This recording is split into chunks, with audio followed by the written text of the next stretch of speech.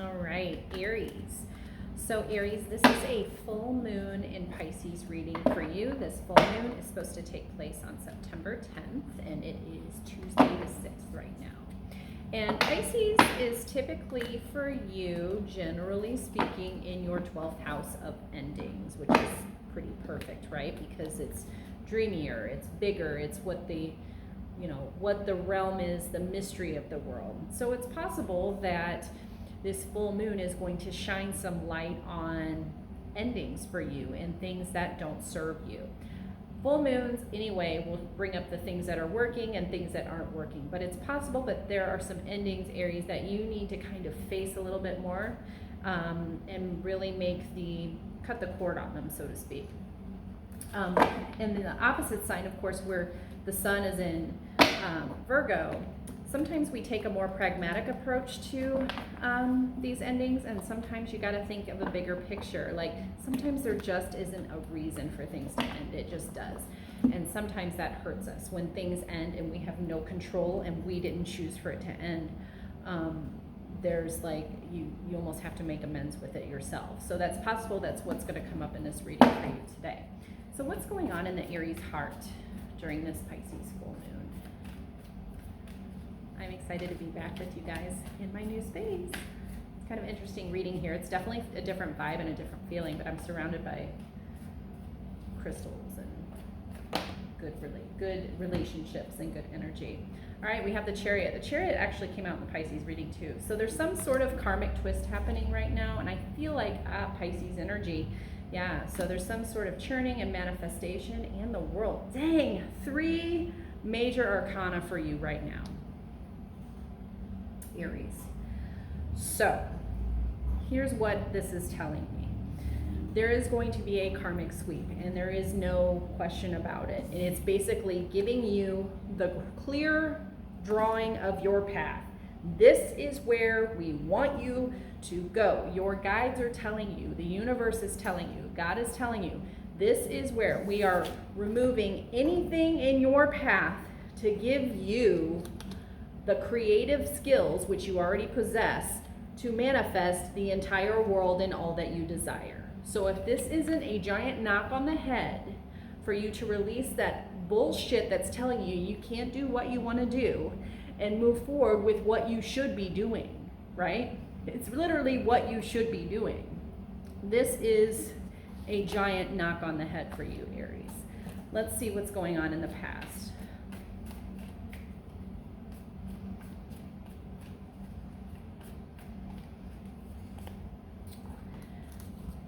Okay, 8 of Cups, 10 of Wands, and Strength. So it's possible. Maybe some sexual trauma. That's the first thing I thought of when I saw this 8 of Cups. Sexual trauma and relating to the strength that it takes to survive sexual trauma, but also the dignity to carry yourself with grace and to release the shame. And I feel like your shame was released in the past. It's definitely something that we always kind of carry with us when we're moving about in our relationships, when we've dealt with sexual trauma. But I feel like the burden, you carried that burden for a very long time, and you still probably carry a little bit with you. For us to feel shame about our identity, whether it's with our sexuality or just our existence in a human form, feeling the shame in that and walking away from that is so important, especially for you to carry on in your dream, okay? It happened. It made you who you are today. It manifests itself in so many different ways for you, but it manifested strength. And it's almost like, I kind of call this my pocket full of strength card, because it's like, she's got the lioness in her, and she's still like soft enough to be taming and not attacking this lamb, right? So literally, in some of the other cards you can see in the strength, like it's like you have the wisdom of this and this anger that you had, but you should feel that anger that you're not working your passion, You should use that anger to push towards that energy and that fire in your Aries spirit to push towards your passion in what you should be doing in your life. And do not use I'm not good enough. I'm not good enough. I'm not smart enough. I don't have my plan written. I don't have, my history of partners has not been great. Change your verbiage into I am learning to choose better. I am learning to be more efficient in planning. I'm learning to be a better planner. I'm learning to take action. Aries, you are so action oriented. So this is literally not your normal way about you. Your fears and your fears and your shame and your all of that is holding you back. This is really, you need to end it now. It's important to end it now. They are giving you literally the green light to go ahead with whatever it is you want to be doing, the relationships that you want to have. There's people coming to you as long as you are living in that authentic self of I deserve better, I'm going to be better, I will live better, I will make better choices, I am making better choices, I'm taking better care of my body, I'm taking care of my spirit, I'm taking care of my mind. Like all of this is going right towards you. I'm a Venus in Aries and I'm an Aries in Mars. I'm a Taurus communicator, so some of this might hit hard, but it's out of love and like it's right here for you. I wish I had this when I was going through my trauma before, because it's literally like the perfect boom to what you should be doing. What's going on in the energy around you? Judgment. This is big.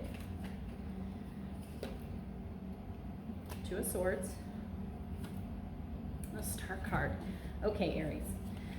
So the first card that came out is Judgment. Literally rely on what God is bringing to you, okay?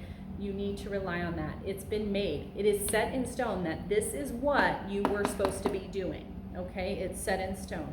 And you've got like the inner turmoil and maybe the people that aren't meant to be. People around you should make you feel like the sun is shining on you all the time. If people are constantly in your ear and giving you that feeling and like, that person doesn't make me feel good, that is not your people. It's not your people. And the Star card is hope. So there's somebody around you that's just waiting for you to take action. It's like this divine, it could be an Aquarius, but it's almost like, or Libra, or Gemini, but I feel like it's an Aquarius. And it could be somebody who's just waiting for you to get that spark for them to know, oh, this is the person that I should spend time with. This is the person. Like they don't realize who you are because you're hiding in your shame, okay? They don't realize who you are. So they're like sitting around and they're like, yeah, she's great. But I think once you start taking action, the more people come to you. You are what you know, when you demand a better calling for yourself, the people around you that demand better callings for themselves will rise to you as well. So coming into the future, Aries, like attracts like, right? Coming into the future, High Priestess. Now I shuffled these very well, and the Eight of Wands. So again, this is going to be, you're going to have a lot of choices to make. So a lot of these cards came up, well, not a lot of them, but they did come up for the Pisces. So again, you know best. You really do. This is the highest intuitive card of the whole deck. And in the future, you will see, and you'll need to trust your decisions, trust your instinct when you're making decisions. There's always going to be that one cup. This is many cups. You're going to have so many decisions to make regarding whatever it is that's on your heart. Tons of decisions, and you're just going to have to trust your instinct. Do not overanalyze it.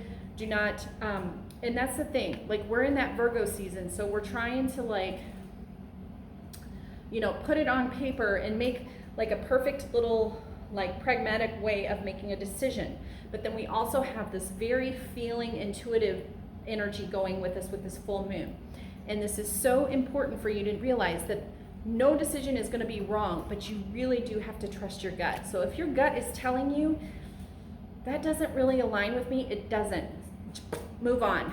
Stick a fork in it, move it over to the side of the plate, and go on to the next part, okay? Because it's gonna happen really fast for you. Once you say go, go. It's all laid out for you. It's just a matter of you going, yes, no, I want that, I don't want that. And it's just gonna keep going. And it's just gonna keep going until you finally have your wish fulfillment, okay? So Aries, I love this reading for you. I hope it wasn't too much for you. I'd love your likes, your shares, your comments. Please let me know what happens after this full moon and things that you experience. Please write that during the full moon too. I'd love to know what your feelings, like what bubbles to the surface. The good things, like the things that you're doing the correct way versus the things that aren't so correct. So I would love to hear that. Take care, and I look forward to chatting with you soon. Toodaloo.